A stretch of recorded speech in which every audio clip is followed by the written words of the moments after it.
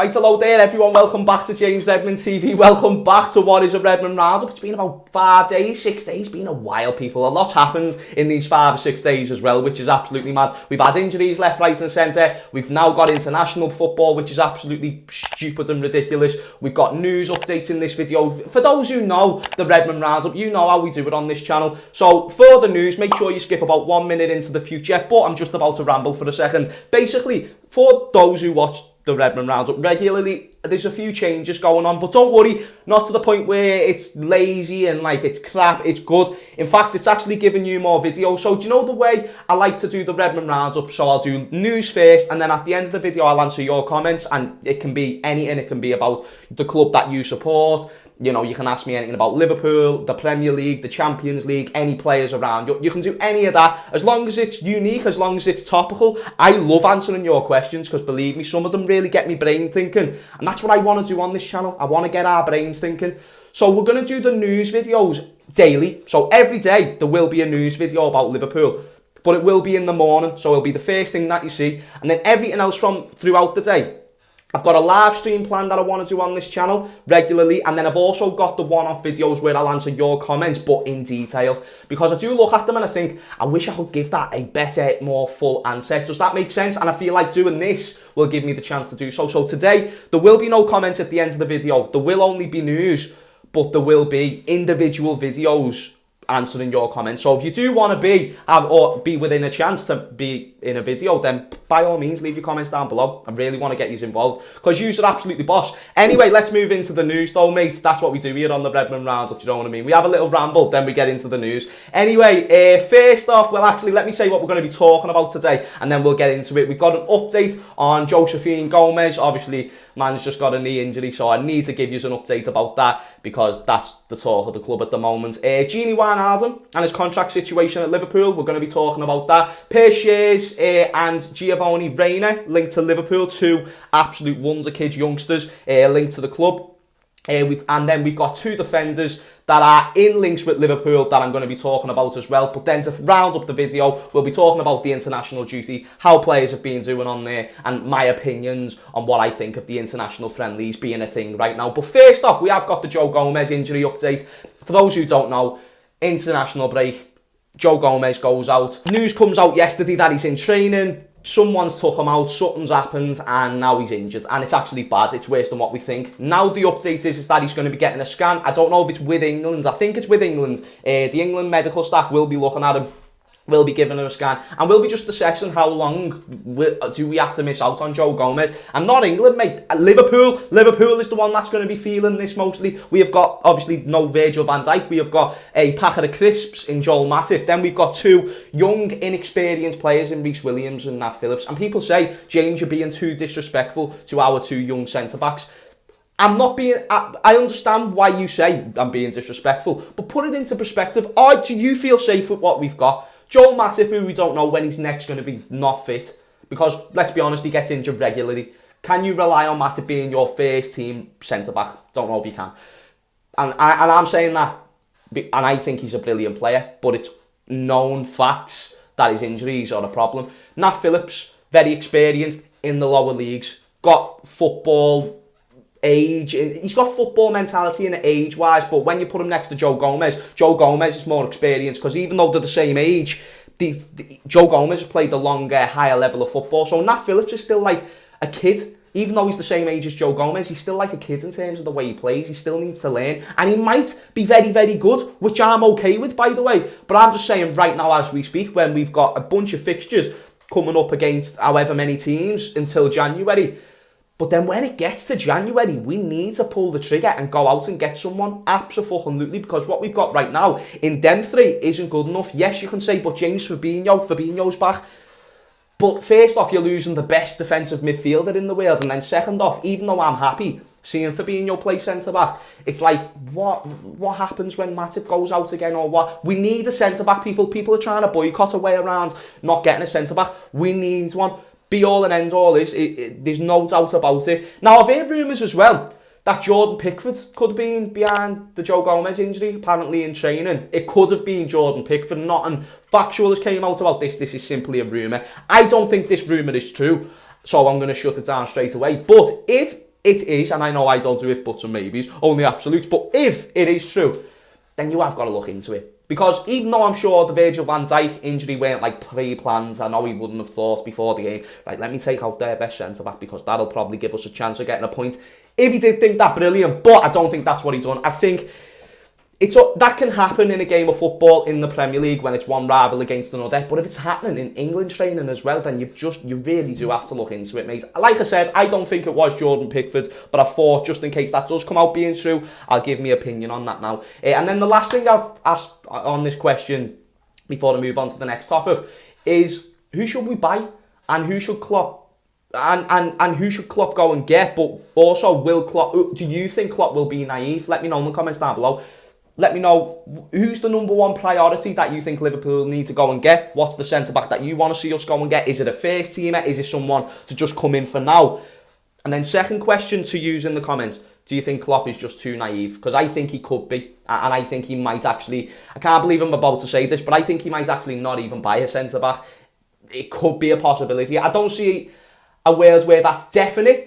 But it doesn't surprise me if we leave the January transfer window without a centre-back, just with how neglectful we've been in past transfer windows. Anyway, before we move into any transfer news and stuff, we've got a bit more news on Gini Wijnaldum and his contract situation at Liverpool. In my opinion, Gini's been fire this season. Fire. He's been boss. And do you know what, mate? I just think when Gini Wijnaldum first joined, there was like sort of an aura around the club, like, yeah, he's signed. Because he came with Sadio, didn't he? Him and Sadio were like two of our first main sort of signings. And then we got a song made for him. Barcelona game happens where he got 2 goals. He's had some big moments in the Liverpool shirt. And when it come round to the summer just gone, and there was rumours that we weren't even going to give him a new contract and that he was going to Barcelona, I thought this was absurd and I thought it was ridiculous because I think he's a legend. Gini Wijnaldum's a legend, mate. I class most of these players as legends because they're just all fucking boss. But he was asked about on international duty about Liverpool and the contract situation there. One of the journalists said, have you heard anything or have you spoke more with Liverpool about your contract? And basically all he said is, ask Liverpool them questions. Like, what more do you really want him to say? Because realistically, when he's just saying, ask Liverpool them questions, it's true. It's like, what is he supposed to know about it? Yes, he's Genie, but the contract isn't there. I haven't heard about no contract being offered, so how are you supposed to get a clear and definite answer from him there? I do want to see us sign Gini Wijnaldum. When I round up what I make of this little thing and saga with Gini Wijnaldum and the club, I think we do need to sign him again. I think we've realised how important he actually is to this squad, with and without injuries. But I don't know if that will be the case. Let me know in the comments down below what you all think, obviously, because I'm very interested to know what you have got to say. Anyway, moving into a little bit of transfer news, and then we will round up the video with the international duty and looking over that. Anyway, Schurrs and Giovanni Reina. Now, these are 2 youngsters that play in Europe, and they're 2 pretty high prospects right now in the footballing world. Schurrs, obviously a more familiar name probably to the Liverpool fans. We've just played against them a few weeks ago against Ajax. He's done very well. 20 years of age. Looks like a very solid centre-back. Has a lot of similarities to Matthijs de Ligt, who obviously had a breakthrough season at Ajax. Hasn't done as well at Juve since, but listen, would you still take de Ligt? Yes, you would. Especially now if you're a Liverpool fan, you'd take de Ligt. But no, we're going for the B-Tech version in Schurrs, and I'm all for it. He's 20, he's got good attributes, he's a big kid. I'll take him, I'll fucking take him. He'll probably cost money, which I don't know if Liverpool have a lot of, but we need centre-backs, we need, and right now I think the best chance would be to go and get a young one who can get a bit of first-team experience, who's already got a bit of first-team experience and over time could mould into a possibly great centre-back. That's my opinion. Let me know what you think in the comments down below. But no, Reina, I'll talk about Giovanni Reina as well before I move on to the next one. He's a cam and attacking midfielder at Dortmund. He's 17 years of age. Looks very, very good. He's from the United States. Basically, I've only watched a few clips, so I can't really say much about him. But one thing I will say, from when I watch him, he does just look like a smart player. And when I say a smart player, he's obviously good on the ball, but you can see that he's looking for the options a few moments before them decisions are being made and actually being put into action. I like that from a youngster. I like to see stuff like that because you can see that they've got stuff that even other kids their age don't have. And it's mad to see some of these Americans coming through, like the youth systems and stuff, through Germany and through America, and seeing how successful they're doing, because obviously, there's many more, at least, examples of players that have successfully done well from America. Look at Pulisic at Chelsea, fucking Chelsea Football Club, one of the biggest clubs in the world, and he plays for them, and he's American. You wouldn't have thought that a couple of years ago because there weren't that many players. There was that Donovan, or whatever his face was, I think he played for Everton. He was American, but other than that, mate, there weren't too many that were at very, very high level, whereas this kid looks like he has the potential, mate. So let me know what you think about these rumours. That just kind of started surfacing by a few reports this morning as well, so I thought I'd give that to you. Anyway, David Alaba, someone who Liverpool have been reportedly interested in. This link has been going on pretty much since Virgil van Dijk's injury came into play, as we've been linked with every centre-back in the world. But Bayern have came out and they've said that they don't want to sell David Alaba. This is what I'm hearing, this is what I'm reading. And to be honest, even when it first came out, I didn't think there was too much substance to reading this. I don't think we need to believe some of this transfer news that comes out. I really, really don't. But David Alaba is a great player. I would take him. He's a European champion. He plays for the champions of Germany. He's a winner. He's a leader. And I would take him. He plays DM. He plays left back. He plays centre back. He's versatile.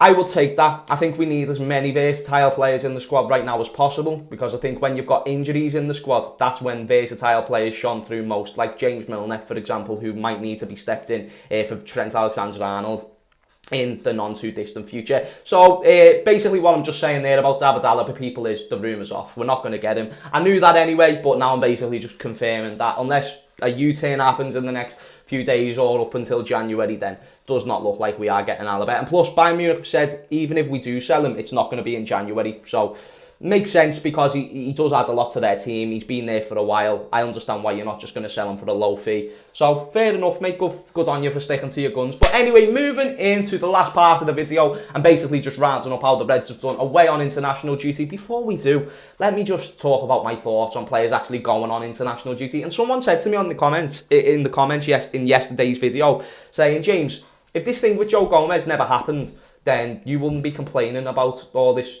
players going to international duty. No, this is where you're wrong. I've been saying this is stupid since before COVID. I've never understood international friendlies, not just because they're boring, but because they make no sense. What's the point in giving players a 2-week break, which they could actually spend training and at home and whatever, other than sending them away to international duty, which they're not going to see the teammates for another fucking 6 months anyway. So it's like, what do then 2 games against fucking Bolivia and against Peru do for anyone? What does it do? Nothing. It doesn't mean fuck all. You send them to a tournament. It's like the players that you have available in a November of the season is not going to be the players you have available in the tournament in July. Does that make sense?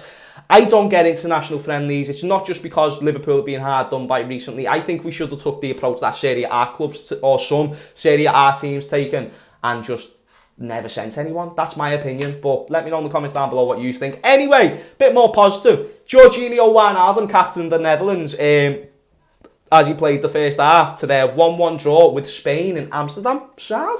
Listen, obviously, we know that Virgil van Dijk would be the captain if he was playing, but great for Gini. The fact that shows that he's another leader. Look how many good players and look how many leaders the Netherlands have got. And Gini Wijnaldum is the leader if Virgil isn't there. And that's brilliant because they're both our players. Shows that we've just got more leaders in the dressing room. All the more reason why we should probably keep Gini Wijnaldum. Anyway, Xherdan Shaqiri was introduced during the interval but couldn't prevent Switzerland falling to a 2-1 defeat by Belgium at Den Drief in Left-Wing.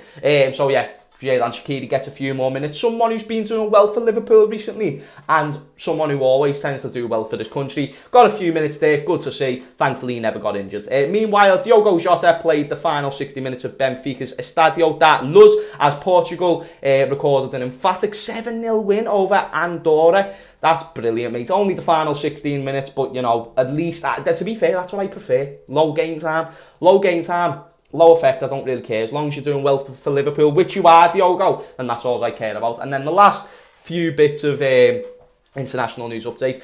Konstas Tsimikas featured in the first half of Greece's 2-1 win against Cyprus in Athens, with his team racing into a 2-goal lead inside the first 18 minutes. And then in the Africa Cup of Nations qualifying, Sadio Mane converted the penalty on the stroke of half-time to help Senegal defeat Guinea-Bissau 2-0 in Tays. And then you've got Naby Keita, who captains Guinea to a 1-0 win over Chad.